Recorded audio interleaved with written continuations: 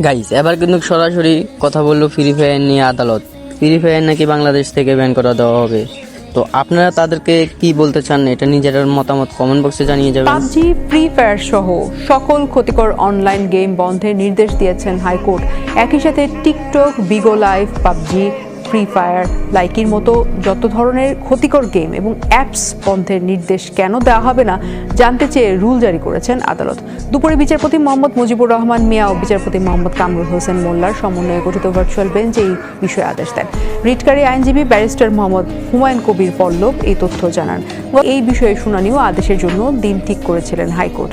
এই সময়ের মধ্যে সরকারি সংশ্লিষ্ট দফতরে পাঠানো লিগ্যাল নোটিশের কপি বিটিআরসি কর্তৃপক্ষকে সরবরাহ করতে বলা হয়। এর আগে গত 24 জুন মানবাধিকার সংগঠন ল অ্যান্ড লাইফ ফাউন্ডেশনের পক্ষে গেম ও অ্যাপগুলোর ক্ষতিকারক দিক তুলে জনস্বার্থে রিট দায়ের করা হয়। ইয়াং জেনারেশন তারা ভীষণভাবে পড়াশোনা বাদ দিয়ে সারা দিনরাত এই যে গেমস ডিস্ট্রাকটিভ ওয়েতে তারা এটা ব্যবহার করছে এবং নেশাক্ত হয়ে পড়ছে। পাবজি, ফ্রি ফায়ার সহ এই জাতীয় সকল ক্ষতিকারক অনলাইন গেমসগুলির সকল প্রকার লিঙ্ক, ইন্টারনেট গেটওয়েজ আগামী 3 মাসের জন্য বাংলাদেশে বন্ধের নির্দেশ দিয়েছেন হাইকোর্ট।